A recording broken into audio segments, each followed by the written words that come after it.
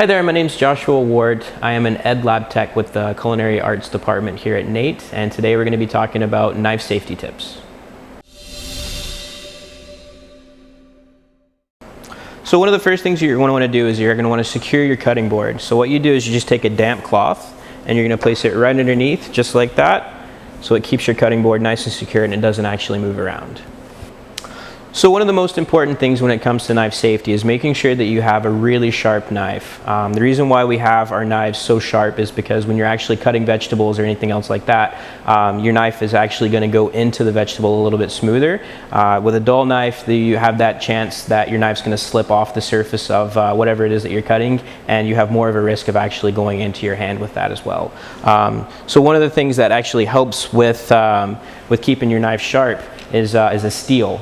So what we do with these is we actually just run the knife along at an angle at about 20 degrees, just like that. So the reason why we do this is because on the actual edge of your knife, there's little teeth, and the more you use it, the more that the teeth will spread out like that. So when you do steel it, the actual teeth of the knife actually come back in together like that. So it basically just maintains the edge of your knife, and you don't have to sharpen it as much.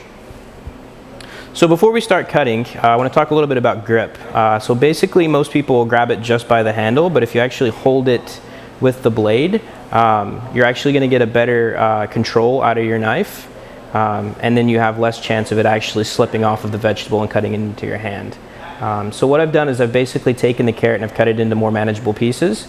And as you can see, the carrot does roll around. So one of the things that we teach the students is to actually square off your vegetables that are round, so they have less of a chance of rolling around on you. So now we're going to begin cutting. Before we start that, I want to just talk about the other hand. So the hand that's going to be holding your knife or the vegetable stationary, what you want to do is just have that claw-like grasp on it. So you're going to keep your thumb tucked back, and you're going to keep your knuckles forward. And as you're cutting, the knife isn't going to leave the cutting board, just like this. And then once the knife actually gets to your knuckles, it's going to stop. So it won't go any further until you move your fingers back just a little bit, just to let the knife to continue to go, so you don't have any of your fingers sticking out to where the knife can cut into them. And we have all of our cuts.